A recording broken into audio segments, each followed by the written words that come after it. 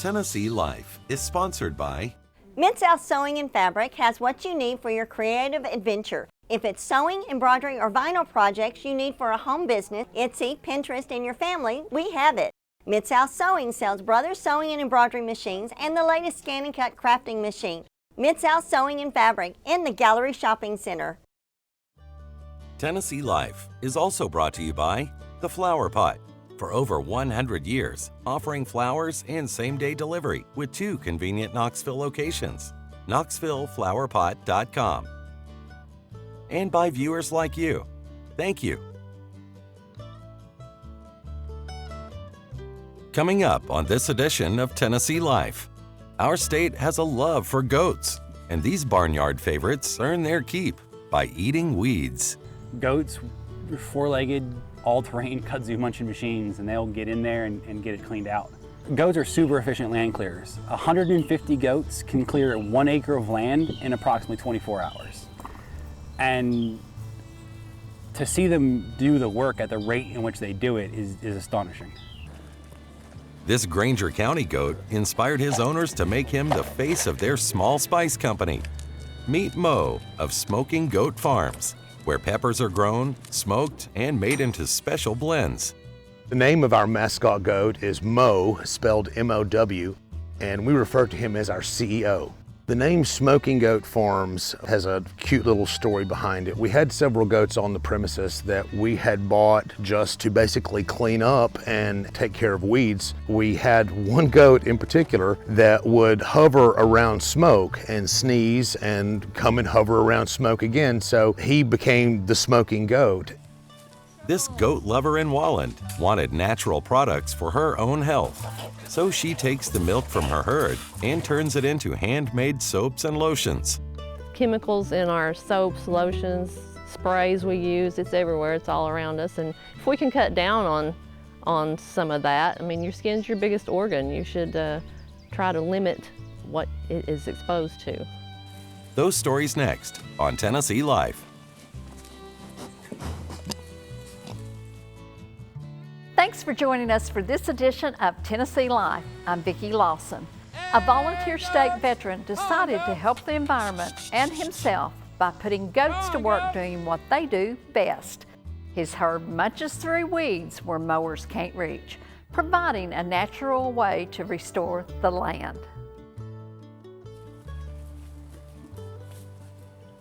Goats, 4-legged, all-terrain kudzu munching machines, and they'll get in there and get it cleaned out. Goats are really good at getting into places machines can't. And the kind of machinery that can go where goats go is very cost prohibitive. You're looking at very specialized machinery that can traverse steep grades or get in and out of tight spaces. Goats prefer woody browse, shrubs, and weeds. Things that most other animals find to be noxious or unconsumable, goats will consume. They're not the can eaters of lore, but they do tend to nibble on most things just to see what it tastes like. I'm Keith Bridges. I'm the owner of RV Farms. We specialize in targeted goat grazing. We fence off specific spaces and we put a quantity of goats in that space and allow them to consume all the vegetation, to include invasive species, especially kudzu. Is one of our biggest things in the area, and they can eradicate these plants over time. The name of my business is a bit of an amalgamation. RV Farms has multiple meanings. The most important to me is the Latin terminology for restoring veteran, because I'm both restoring myself and the land with the process of farming. Hey, goats! On, goats!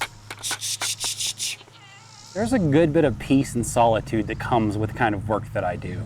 To me, there's a direct input equates to direct quality of product. The more effort I put into this, the better it is. Clearing the land and seeing the kudzu problem that we have in this area taken care of, I think is a good goal for me to pursue with my life. And after 8.5 years in the military, having a sense of purpose again is very important to me.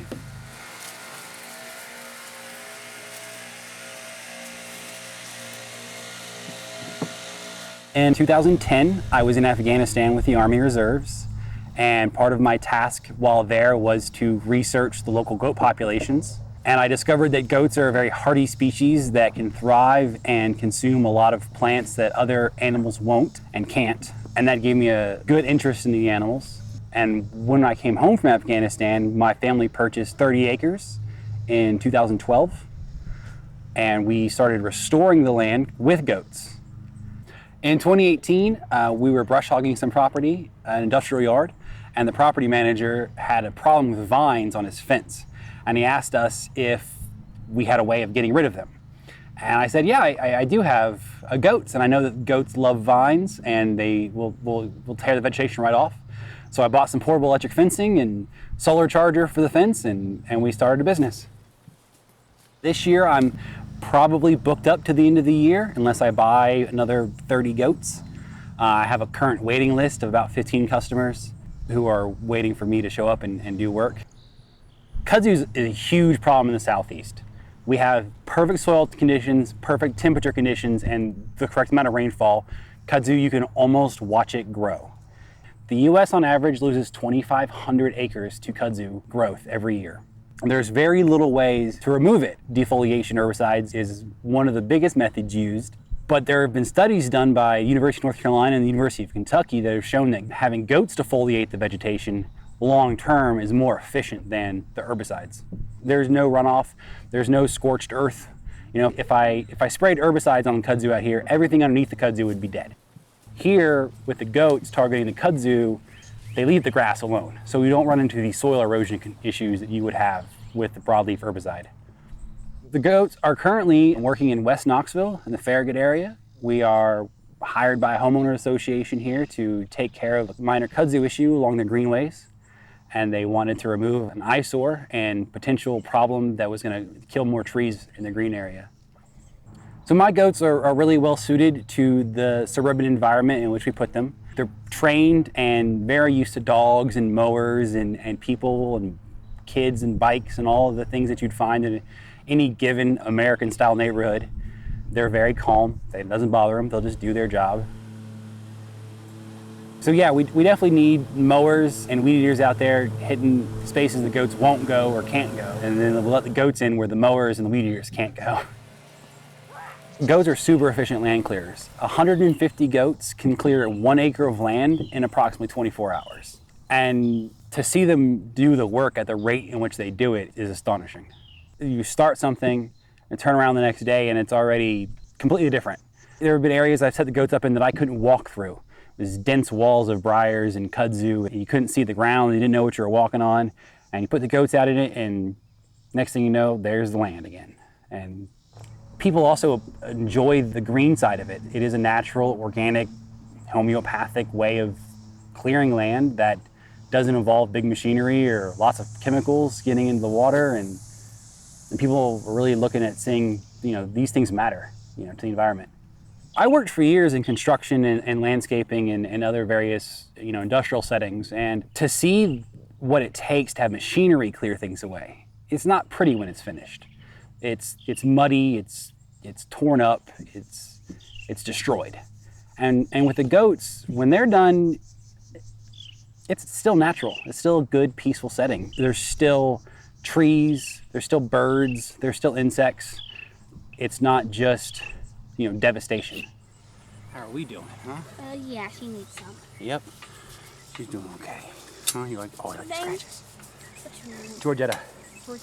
We maintain a health log, both digital and paper versions of their health log. I can track what each goat was given, how much medicine they were given, what dates they were given it on, when they have kids, how many kids they had, what genders their children were, constantly attempting to just maintain, quality health care of the goats.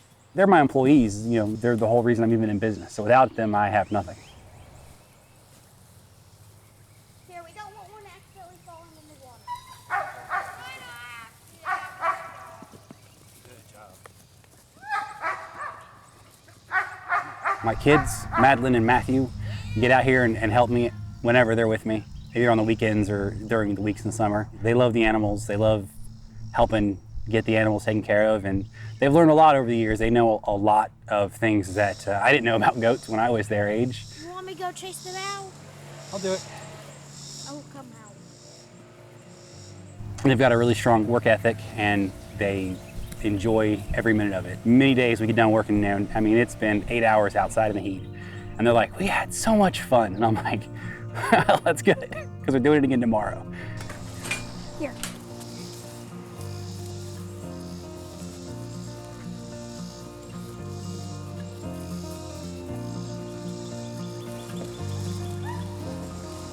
Later on Tennessee Life, these goats give the raw ingredients for soap, handmade in Walland, Tennessee.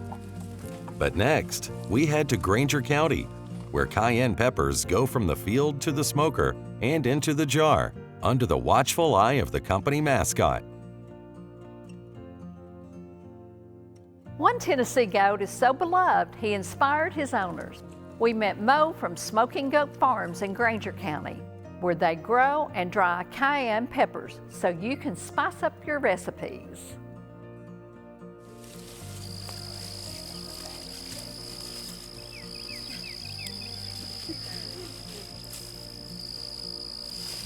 The name of our mascot goat is Mo, spelled M-O-W, and we refer to him as our CEO. Sometimes our commercial customers will ask us for special pricing or some special consideration, and we will always refer to Mo and defer to his good judgment, but normally he just says, nah.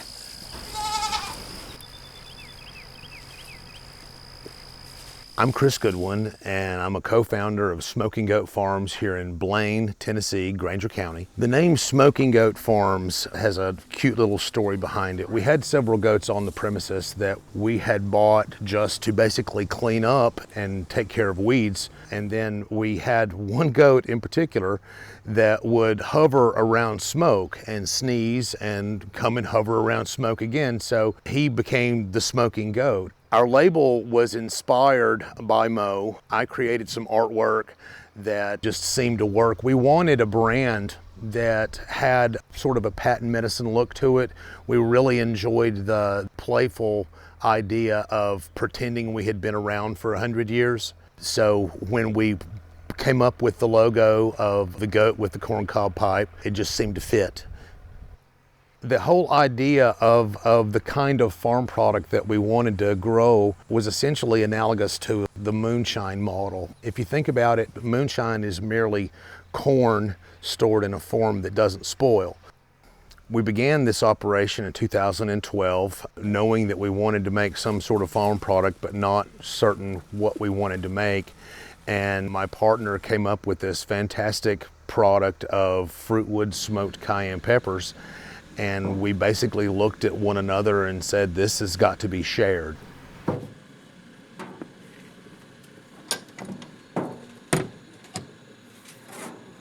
When I say fruitwood, I'm not intentionally being evasive about what kind of fruitwood we use. It just varies from time to time because all fruitwood doesn't produce the same results that we like. So sometimes it's peach, sometimes it's apple, sometimes it's mulberry. We have to check. But the core product is dried in the sun and then smoked to perfection until it takes on a very rich cordovan color. And it has the bite you would expect from a cayenne pepper, but a really rich, meaty smell. We're foodies more than we were farmers, which became very evident in our first couple of years attempting to grow. But as we shared the food product with more and more people, the feedback was phenomenal. And it's almost like we invented a new color. We were very proud of that and pretty much humbled with our success. It's a dry spice that we offer in a couple of different forms. When you present a cooking professional with this product, you don't have to tell them what to do with it. You can see the gears turning immediately. It's like, oh, well, this would be fantastic in a this or a that. And it's really exciting to watch that process when creative people are provided with something new to work with. That's one of my favorite things about this job. My background was in a whole different trade, and when we decided that we wanted to grow something, we weren't sure what we wanted to grow, and one thing led to another, and the pepper product was what we really took off. But we quickly understood that farming is very hard. There's a huge difference between farming and gardening. We wound up having to reach out to other professional farmers here in Granger County. We're still all grown in Granger County. This is where we grow some of our peppers. And when we're choosing which pepper to grow, we wanted to have a milder pepper because we wanted you to be able to hit the smoky note before you overstruck the heat note. So we chose a pepper that has a lower to medium heat. That's the Scoville scale. These are about 50,000. Contrast, a Scotch bonnet is going to be close to 1 million, a habanero about 500,000. So you can see this is a much tamer pepper, and that was intentional. Once we pick the peppers, we have to let them soften in the sun, and the pepper loses nearly 80% of its weight. So we let it wilt in the sun before we go into the smoking process, and not only does that accelerate the smoking process, but it also adds a richer flavor, we found. So a lot of this has been done just through trial and error, but now we've really stumbled across what we believe is the magic balance between how long this process takes and what the end result is. The funny thing is the richness really amplifies as these products age in the barrel. So when we load up our barrels can hold for 1, 2, 3 years, and they do nothing but get better. Our first products were, of course, all cayenne pepper products, but we have since then branched off into smoked salt and smoked rosemary and smoked sage. And all of these 3 products have been met with much enthusiasm, as well as a new product that's just now coming out called Devil's Prunes. That is a fruitwood smoked jalapeno pepper. We let them turn red. Most jalapenos that you see in the grocery store are still green.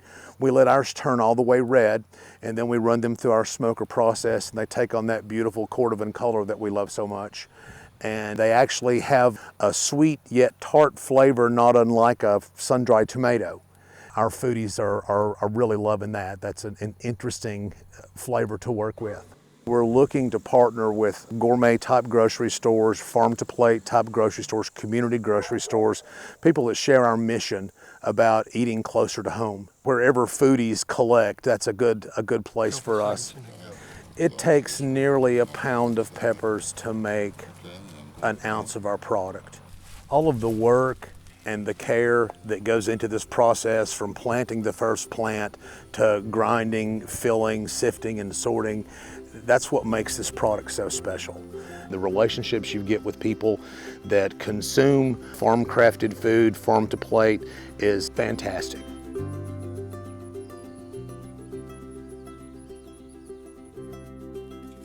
In Wallen, Tennessee, a small herd of happy goats provide the milk that's used in a line of homemade soaps and lotions. We went to Turner Holler to see how it's done.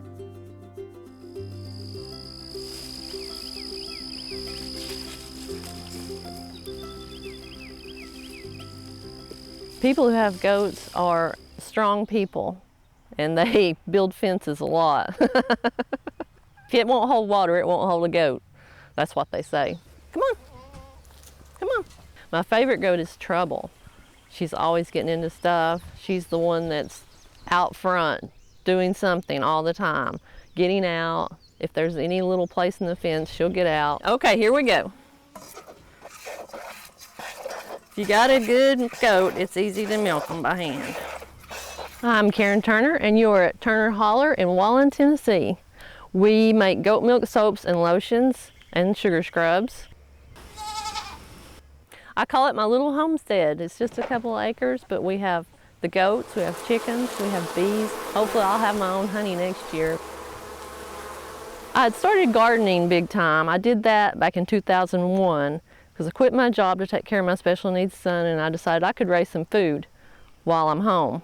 So that started my gardening, and then that just built from there, and I wanted milk goats, and I didn't get them when I first wanted them, and then I got cancer. And after my chemo, I said, I'm going to move now. I'm going to get my milk goats because, you shouldn't wait on stuff. I looked at ways that people fought cancer, and a lot of it led to diet, cutting out processed foods, sugar, grains. That's the route I took. That's what I was doing. But I still wanted my goats. It was a Wednesday in 2012 when I had my last chemo. I was nervous. I was excited. I was glad to be done with chemo. And it was just a great day. And 2 days later on that Friday, my husband and I went and got my first 2 dairy goats. I have La Mancha goats. I picked those because they have no ears and I think it's cool looking, and because they're mild-mannered, medium-sized goats. I don't have a milking machine because it's too much cleaning. I'd rather just take care of my hands being cleaning her udder. They are good milkers and they have a will to milk. It's like that, that's their purpose, and they know it. On in there. I was somewhat intimidated because they are high maintenance animals. They require special nutrition. The saying is that goats will eat anything. They will not. You can't just put them out in the pasture and leave them. You have to really take care of them. They don't eat cans, or they might chew on paper, but they don't eat cans. I started with 2 goats and now I have 12. They do multiply. We have Chocolate, Star, Trouble, and Sunshine are still here. They are the original 2. And then we have all the babies. It's so exciting. They're so much fun and they just run and jump. You can look out the window and they're running out here and jumping, flipping. It's so fun.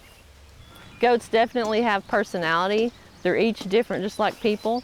Sunshine eats all the food, runs everybody away from the food. Trouble's always into something, always opening gates and getting out. And Star, she's just Star. Then Chocolate's shy. She doesn't like to be around strangers. She's reserved. Goats are very smart. They can figure out latches, knots, they can get out, and they destroy every feeder I put out there for them. She doesn't mind a bit. She's getting to eat her treats. We drink the milk. My grandkids drink the milk. I love to make butter. That's my favorite thing. I love fresh butter. And I make yogurt as well. I don't make much cheese. I've not mastered that yet.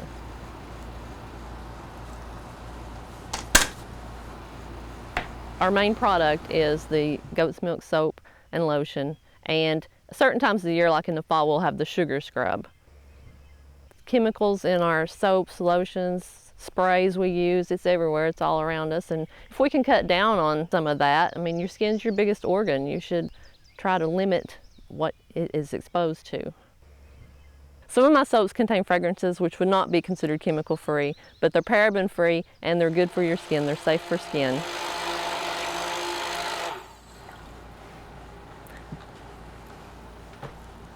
Then just set it on the stove, on low, with the lid. I make a hot process soap, which means that when I mix the oil and lye, I cook it until the lye's changed into soap. Now we're gonna pour.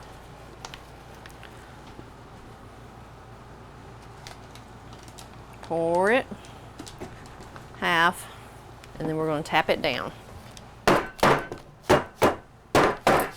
So that takes a couple hours to do that, and then it has to sit in the mold till the next day. And here we go, set it over here to cure for a while, and then I take it out and cut it and do all that to process it.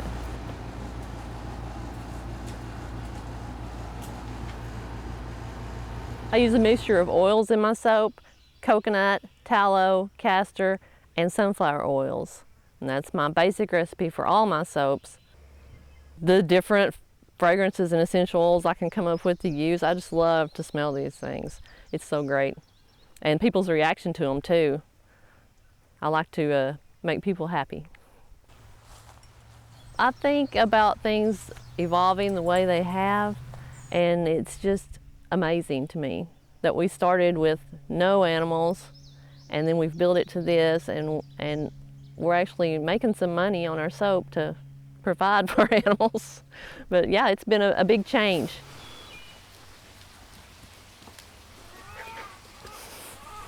Seems like more people are interested in homesteading.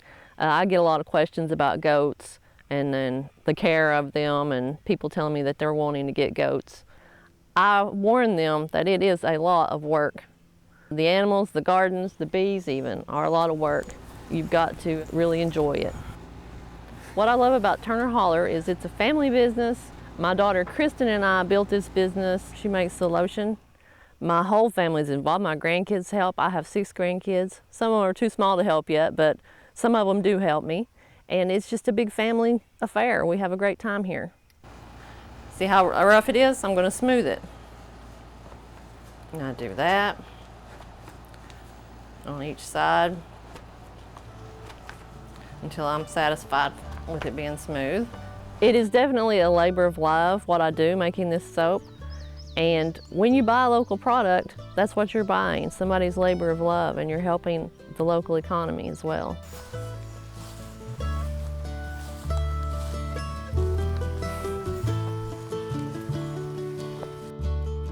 We hope you've enjoyed exploring some of our local farms and learning what goats produce. I'm Vicki Lawson. See you on the next Tennessee Live. Come on, goats. Come on, goats.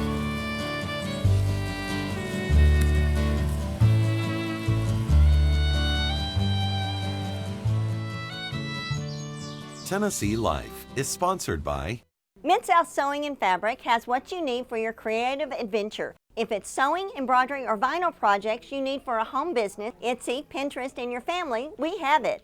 MidSouth Sewing sells Brothers Sewing and Embroidery machines and the latest scan and cut crafting machine. MidSouth Sewing and Fabric in the Gallery Shopping Center. Tennessee Life is also brought to you by The Flower Pot. For over 100 years, offering flowers and same-day delivery with 2 convenient Knoxville locations. KnoxvilleFlowerPot.com. And by viewers like you. Thank you.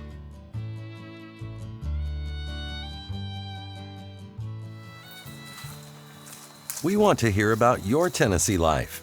If you know of a person or story you would like to see featured on this program, please write to the address on the screen.